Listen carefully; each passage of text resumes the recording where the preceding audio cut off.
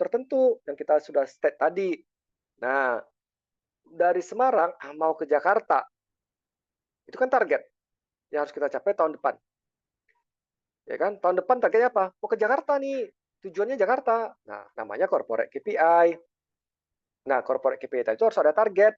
Contoh, mau kan perusahaan itu mau 5 tahun ke depan kan harus profit ya. Kalau perusahaan nggak profit namanya apa? Yayasan, perusahaan nirlaba. Oke, tahun depan kita mau profit berapa dulu profit before tax-nya, ya kan? Profit before tax-nya misalnya kita mau 5%. Ya udah kita tulis profit before tax 5%. Apalagi? Nah, kita mau tingkat kepuasan customer di indeks tertentu, di indeks 10, contoh. Kita tulis itu semua. Nah, target-target kerja tadi itu dalam 1 tahun ke depan itu disebut dengan nama corporate KPI, ya, corporate KPI, corporate key performance indicator. Target kerja tuh ya, yang harus kita mau capai. Nah, untuk 1 tahun ke depan, ukurannya harus kuantitatif, harus ada angka, jangan ukurannya itu kualitatif. Salah nggak Pak kalau kualitatif? Nggak salah sih, cuma nanti kalau ngukur pencapaiannya gimana? Jadi kan jelas kan Semarang ke Jakarta. Tahun depan kita harus sampai ke Jakarta dari Semarang. Oke. Nah, itu kan target. Semarang ke Jakarta, Jakarta targetnya. Lalu kita bicara strategiknya mau gimana? Cara untuk mencapai Jakarta gimana? Ya kan? Cara menuju Jakarta gimana? Mau naik apa kita nih? Mau naik bis, mobil pribadi, mau naik pesawat, mau naik kereta api. Nah, itu strategik. Strategi itu adalah cara untuk menuju kepada Jakarta tadi dalam jangka waktu tertentu. Contoh, kalau ditargetkan harus enggak apa-apa deh dari Semarang ke Jakarta itu boleh kira-kira misalnya 3 hari. Ya udahlah kita naik mobil pribadi, kita pelan-pelan aja bawa mobil kan. Nah, kita bisa ambil pelan-pelan. Atau ini urgent, harus cepat. Ya kita harus naik pesawat. Atau sedang-sedang, ya kita bisa pilih naik kereta api kan. Nah, artinya apa? Strategik tadi itu adalah cara untuk mencapai tujuan. Cara untuk mencapai tujuan tadi, mau naik bis, mau naik mobil pribadi, ya, mau naik kereta api, mau naik pesawat, itu cara kan? Disesuaikan dengan kita punya budget. Uangnya ada nggak kalau naik pesawat? Nah, kenapa mesti naik pesawat? Ya karena harus 4 jam lagi harus sampai Jakarta. Ada uangnya nggak? Nah, makanya tadi strategik itu adalah proses terintegrasi untuk mencapai target tadi. Nah, lengkap sekarang ya. Jadi strategi itu adalah cara untuk mencapai target. Ya kan? Target tadi disebut dengan nama corporate KPI, corporate key performance indicator. Itu penting dulu ya. Semarang ke Jakarta. Nah, caranya gimana?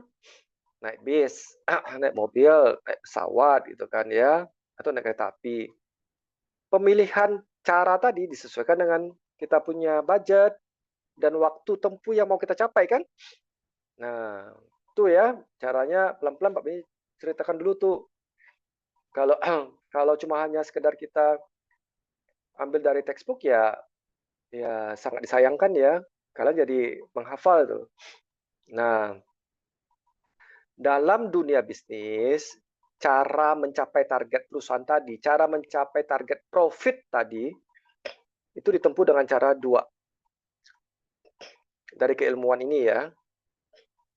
Pertama, strategi low cost leadership.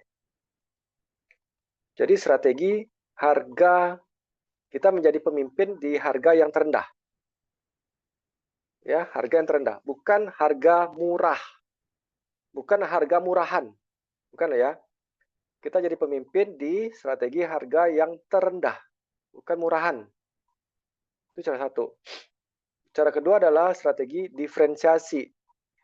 Kita punya organisasi itu, kita punya produk itu, kita punya layanan itu berbeda dengan kompetitor.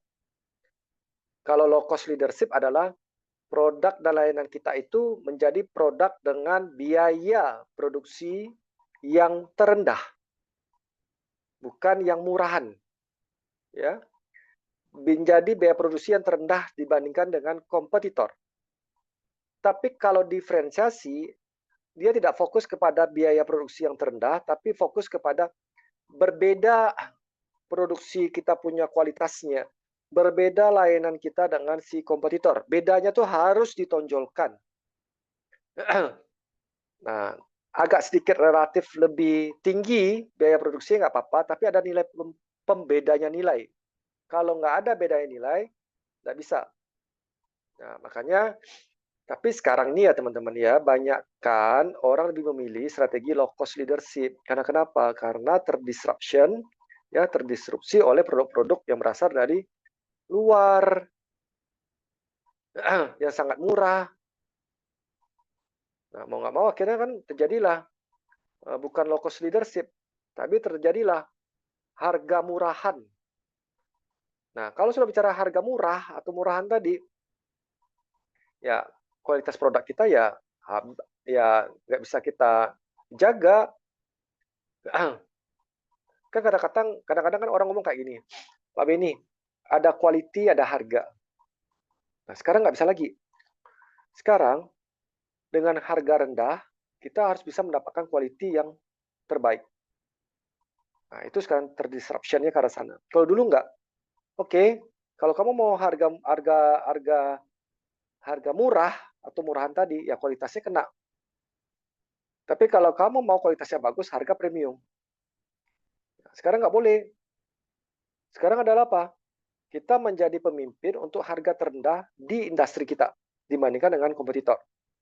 Sehingga dengan harga produksi kita terendah dibandingkan dengan kompetitor, maka diharapkan harga jual kita juga lebih kompetitif dibandingkan dengan kompetitor. Nah, strateginya adalah harga terendah tadi. Tapi kalau diferensiasi adalah, enggak apa-apa harga lebih sedikit premium, lebih tinggi ya. Tapi beda loh kita punya produk dengan kompetitor loh. Nah, mana mau dipilih? Itu sah saja, bebas. Contoh, kita mau bicara misalnya segmentasi mobil LCGC, ya kan? Ada dulu namanya apa, Toyota Calya, Daihatsu Sigra, itu kan, yang terendah, Toyota Agya, Ayla, itu kan. Itu LCGC tadi low cost green car kan. Nah, itu betul-betul yang di dalam mobil tadi itu kayak Toyota Calya lah contoh itu. Ya memang benar-benar semua produksinya itu adalah produksi yang sangat-sangat low cost. Bukan murahan loh ya. Karena dia tetap mengemban brandnya Toyota. Dia menjadi harga produksi yang terendah, tapi bukan berarti kualitasnya hancur. Karena kalau sempat kualitasnya hancur, ya brand Toyota ke bawah, itu loh, rusak akhirnya. Nah, itu kita masuk dengan low cost leadership. Tapi kalau diferensiasi, oh beda lagi. Diferensiasi itu adalah apa? Contoh, ya contoh. Kita ambil dari seri Toyota, misalnya Alphard, Toyota Foxy, misal kayak gitu. Itu beda itu loh. Dia nggak pakai low cost. Kenapa? Alphard itu menawarkan apa? Kelegaan, kenyamanan, ya kan? Power, itu diferensiasi. Makanya harganya sedikit premium nggak apa-apa, tapi berbeda dengan siapa kompetitornya tadi. Nah, macam-macam lah di situ ya di kelasnya ya. Ada mungkin di kelasnya ya Pak ini ya semacam contoh lah ya, apa mau kita ambil kompetitornya dari Alphard tadi.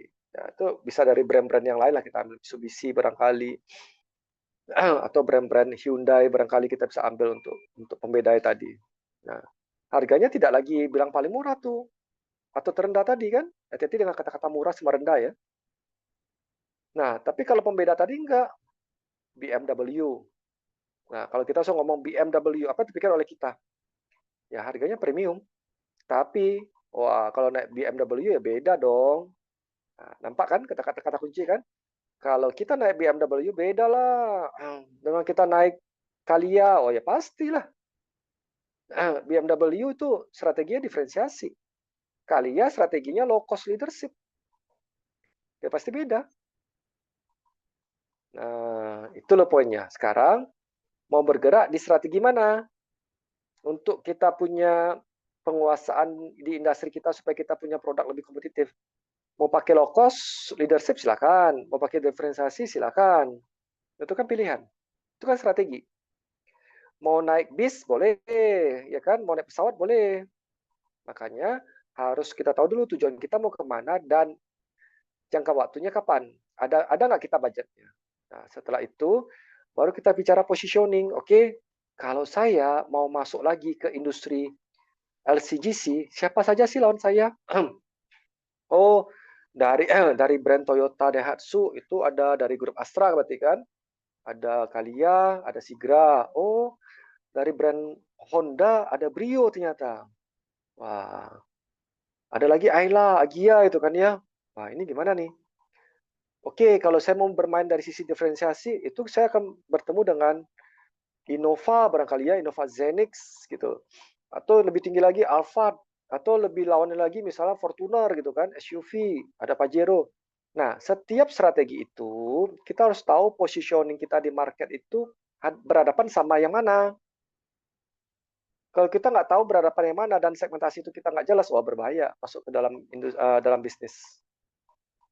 Nah, itulah strategik. Jadi akuntansi bisnis tadi itu adalah bagaimana cara kita melihat bisnis gitu teman-teman. Bukan bagaimana cara kita memposting jurnal. Itu beda. Kalau memposting jurnal namanya akuntansi keuangan. Lahirkan laporan keuangan, ya akuntansi bisnis. Ya, bagaimana cara kita melihat bisnis dari sudut pandang seorang accounting. Nah, makanya dalam perusahaan itu kalian harus tahu dulu tuh, oke, perusahaan saya tempat bekerja ini atau saya punya nanti perusahaan sendiri, kita mau terapkan strategi apa dulu? Kita harus tanya dulu nih. Kalian lebih terapkan strategi apa? Dia mau diferensiasi.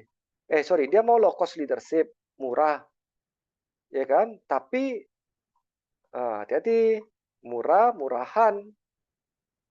Nah, kita harus tahu tuh terendah dengan kualitas yang bagus, yang tetap memenuhi standar lah, ya standar yang kita tetapkan. Jangan standar yang menghancurkan kita punya brand, gitu ya, merek kita Toyota tadi kalau Kalia tadi kan. Nah, maka seluruh proses value chain, ya rantai nilai tadi itu harus bisa memberikan biaya yang terendah. Contoh, kalau kita mau hanya sekedar untuk fotokopi untuk internal, ya kita pakai newspaper dong, kita pakai kertas bekas, jangan pakai kertas baru. Kita bisa pakai yang di depannya, di belakangnya. Kalau kita mau untuk hanya konsumsi internal, ngapain kita mesti pakai kertas baru? Nah, itu contoh misal kayak gitu. Ya kan? Karena kita sudah mulai memikirkan low cost nih, biaya terendah, bukan biaya murahan. Nah, diferensiasi kita lebih cenderung melakukan research and development yang lebih kuat. Oke, supaya lebih nyaman lagi gimana ya? Supaya lebih aman lagi gimana ya? Ya, kalau balon-balonnya dalam mobil, sensingnya seperti apa ya? Orang sensing 360. Bisa nggak kita sensingnya bukan 360 aja, kita 360 atas bawah misalnya barangkali, lebih aman kan? Tiba-tiba ada muatan dari atas mau jatuh. Nah, itu sensing berbunyi, sehingga kita tahu. Kan selama ini kan sering tertimpa dari atas tuh, yang kecelakaan masuk di televisi kan, dari atas tiba-tiba tertimpa aja gitu loh. Karena sensornya nggak ada dari atas, tiba-tiba sudah ketimpa ya udah orang dalamnya meninggal gitu loh. Nah, mungkin nggak kita buat terobosan sensing 360 horizontal dan vertikal. Nah, itu kan memikirkan lebih lagi tingkat keamanan. Misalnya kalau si drivernya itu ngantuk, setirnya ngeleng-ngeleng kemana-mana, bisa nggak langsung automation diambil oleh teknologi robot untuk menstabilkan kembali setirnya. Nah, itu diferensiasi tuh. Sudah ada belum tuh? Sudah ada belum teknologi itu dengan kompetitor? Oh, belum ada. Oke, bisa nggak sekarang Jepang sudah mulai keluarkan loh ya teknologi dengan berbahan bakar hidrogen H2. H2 nanti diketemukan dengan oksigen jadi ledakan, keluarlah nanti zat sisa bahan bakarnya adalah air H2O, bukan listrik. Nah, itu diferensiasi lagi tuh. Nanti pas keluar mobil dengan tenaga hidrogen, wah harganya beda dengan harga mobil listrik sama mobil bahan bakar. Seperti pakai bensin, solar gitu ya, Pertamax gitu, Petralite itu beda. Nah, itu diferensiasi. Research-nya itu dipertajam teman-teman. Research development itu yang ditajamin terus gitu. Kalau low cost leadership tadi itu proses itu sudah ada, ya kan? Tapi supaya lebih rendah lagi cost-nya gimana? Buanglah seluruh activity yang tidak ada value chain-nya itu dibuang semua itu loh. Nah, itu strategi untuk mencapai corporate KPI supaya profit kita tercapai. Nah, apa tujuan profit tercapai? Ya untuk kepuasan dari shareholder kan? Karena kalau nggak ada profit, mana mau pemegang saham buka perusahaan? Ya ditutup lah, ya kan? Mana mau investor tuh menaruhkan uangnya di perusahaan TBK kalau nggak ada pembagian dividen atau nilai sahamnya naik? Iya, dijual lah nilai sahamnya. Nah, itulah tugas dari kita sebagai seorang accountant yang paham mengenai dari sudut pandang bisnis. Bukan hanya memposting jurnal. Salah nggak Pak Benny? Ya nggak salah, itu akuntansi keuangan. Tapi hati-hati, akuntansi keuangan itu cenderung bisa digantikan dengan namanya teknologi AI. Nah, akuntansi bisnis bisa nggak? Bisa juga sebenarnya. Ya, karena kalau kita pakai pakai Gemini, ChatGPT, gimana pandangan kalian untuk bisnis? Oh, keluar dia. Nah, tapi teknologi tadi itu sebenarnya harus bisa kita manfaatkan bukan untuk menjatuhkan kita. Nah, itulah yang dimaksud dengan strategi tadi. Strategi itu adalah cara untuk mencapai tujuan. Cara untuk mencapai corporate KPI, misalnya profit before tax. Tadi berapa angkanya? Bisa pakai low cost leadership, biaya produksi terendah, bukan murahan, tapi tetap kualitasnya tidak merusak brand. Contohnya Kalia. Dia terendah, ya, tapi tidak merusak brand Toyota. Oke. Nah, atau diferensiasi sekalian. Beda itu loh. Nah, contoh nanti akan dikeluarkan mobil tenaga hidrogen, itu diferensiasi. Nah, harganya gimana tuh? Harganya ya nggak bisa kita patok dengan cara itu tadi. Contoh lah, kita mau beli BMW dengan Kalia tadi kan. Kalau Kalia tadi yang kita pikir cuma satu. Ada diskon nggak? Ada promo nggak? Kalau pada saat kita beli Kalia kan, karena memang dia masuk ke segmentasi LCGC, low cost green car tadi. Nah, yang ada kita cari ada diskon nggak Mbak? Ada promo nggak Mbak? Ya kan? Tapi kalau kita masuk ke showroomnya BMW, kan nggak mungkin kita bilang sama Mbaknya, Mbak, minta maaf ya Mbak, ini ada promo nggak Pak ya? Ada diskon nggak Pak ya? Ada cashback nggak? Kan nggak mungkin. Atau kita masuk ke mobil Ferrari, tanya ya, Mas atau Mbak, untuk Ferrari tipe ini promonya berapa ya? Kan nggak make sense. Pasti kita tanya apa? Apa bedanya Ferrari dibandingkan dengan Lamborghini kan? Apa bedanya Ferrari kita bandingkan dengan mobil sport lainnya gitu loh. Nah, McLaren barangkali. Artinya apa? Bedanya apa? Kita nggak tanya lagi ada diskon nggak? Mbak, kalau saya beli Ferrari, nanti saya dapat komunitasnya nggak? Komunitas yang pengemudi Ferrari. Otomatis kan orang-orang yang sanggup untuk beli Ferrari kan, saya dapat komunitas. Oh, dapat komunitasnya. Atau misalnya kalau kita beli mobil Lexus, Mbak, nanti kalau membeli mobil Lexus, apa sih bedanya kalau saya beli mobil lain? Oh, begini. Di samping mesin dan tenaga segala macam itu, nanti kalau parkir di mall, kita akan sediakan parkir khusus untuk mobil Lexus tanpa bayar. Dan diprioritaskan. Kan cari parkir susah ya. Kalau kan Pak Bini kan stay di Jakarta kan. Susah. Nah, itu bedanya kalau beli mobil Lexus dengan beli mobil yang lain. Nah, bedanya kan? Yang ditanya kan? Bukan ditanya, Mbak, Lexus tadi itu ada yang lebih murah nggak sih Mbak? Lexus seri apa? Ya kan nggak mungkin tuh loh. Kita sudah masuk, kita sudah tahu. Kalau masuk di mobil Kalia, kita tanya diskon sama promo. Kalau kita masuk di Alphard, kita tanya, mana bagus ya? Alphard atau Fortuner? Ya kan? Mana lebih nyaman ya? Mana lebih safety ya? Nah, itu kita tanya. Nah, itu strategi teman-teman. Dalam hal bisnis, ada dua tadi. Low cost leadership, biaya terendah ya, atau diferensiasi. Nah, itu kurang lebih cara pandang dari slide di poin ini gitu loh. Gitu Bu Frida, teman-teman. Selanjutnya ya Pak. Yuk. Selanjutnya itu penjelasan mengenai strategi biaya rendah. Berdasarkan strategi biaya rendah, suatu perusahaan mendesain dan menghasilkan produk atau jasa dengan kualitas yang diterima konsumen pada biaya yang lebih rendah dibandingkan dengan para pesaingnya. Seperti contohnya Lion Air dan Air Mineral Feed. Betul yang Bu Frida bilang. Betul. Kan tadi Bu Frida ngomong kata-kata biaya rendah. Bukan murahan. Bukan murah. Ingat ya. Murahan, murah, dengan rendah beda ya. Nah, tadi Bu Frida bilang Pak, Lion Air. Kita tahu gitu ya. Kita sadar gitu, sesadar-sadarnya. Termasuk Bu Frida juga. Bahwa Lion Air ini pasti delay. Nah, sudahlah delay. Habis itu kadang-kadang, minta maaf ya, aduh kadang-kadang kabinnya AC-nya nggak nyala, panas. Nah, pertanyaan berikutnya, delay sih delay. Panas sih panas gitu ya. Pelayanannya ya sangat sangat standar banget. Tapi kenapa tetap Lion Air masih ada tuh? Karena ternyata ada segmentasi dari customer yang tidak butuh terlalu on time, yang tidak butuh AC terlalu dingin di kabin, barangkali seperti itu ya. Yang penting saya sampai. Nah, sampai dengan selamat. Jangan yang penting saya terbang. Yang penting saya terbang berbahaya, saya jatuh. Yang penting saya sampai dengan selamat. Ada segmentasinya dan banyak banget itu loh.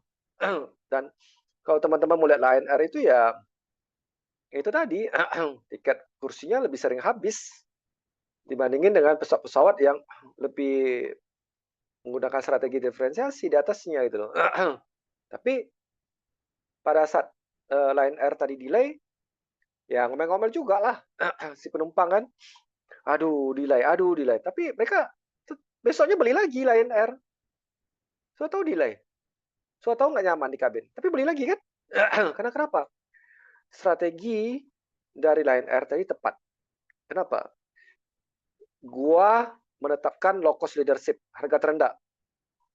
Sampai dengan selamat. Ya kan? Tapi kurang on time ya. Nah, kurang nyaman ya. Kalau kalian beli SQ, Singapore Airlines, jika SQ tadi, Singapore Airlines tadi, telat 1 menit saja, dia akan ganti, ya, dia akan kasih kalian voucher untuk menginap di hotel bintang 5. Jika dia delay 1 menit.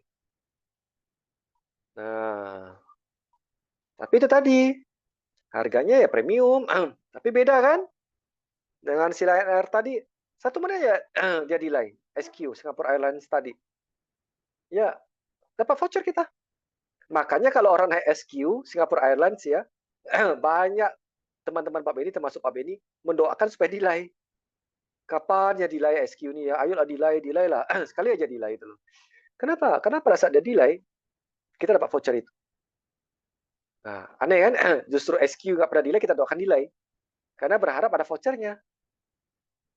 Nah, itu beda dibandingkan dengan Lion. Tapi apakah Lion Air tutup? Enggak. Banyak juga dia punya penumpangnya. Oh, penuh pesawatnya. Artinya apa? Asal strategi kita benar, ya, asal strategi kita benar dan kita mau bermain di kelas yang mana, pasti ada penumpangnya. Jadi kita nggak usah worry. Nah, yang susah itu adalah gini. Kita nggak pakai strategi low cost leadership, pakai setengah di strategi diferensiasi. Artinya gini, kita tidak berenang mengapung, kita juga tidak menyelam ke bawah. Nah, akhirnya apa? Kita tenggelam di tengah-tengah air. Pasti mati. Kalau mau low cost sekalian. Kalau mau diferensiasi sekalian. Jangan tengah-tengah. Tengah-tengah pasti mati. Nah, SQ mati nggak? Oh, nggak mati. Ada nggak penumpangnya? Oh, banyak banget. Apa doa penumpang untuk SQ? Singapore Airlines. Telat deh, delay deh. Semenit aja delay, ayolah. 10 menit juga nggak apa deh, 1 jam juga nggak apa. Karena semakin lama delaynya teman-teman, itu vouchernya lebih gila-gilaan. Nah, itu loh bedanya. Nah, sekarang penumpangnya mau yang mana? Kalau naik SQ, kita mengutamakan on time, kita mengutamakan sebuah pride, kita mengutamakan sebuah keamanan yang lebih tinggi dibandingkan dengan Lion. Bukan berarti Lion nggak aman loh ya. Bukan berarti SQ pasti aman juga, enggak loh. Tapi dalam benak kita, benak customer, so pasti tergambar itu. Ya kan? Contoh lah kayak tadi, kita beli misalnya Fortuner, kita beli Kalia. Ya pasti safety-nya ya safety Fortuner.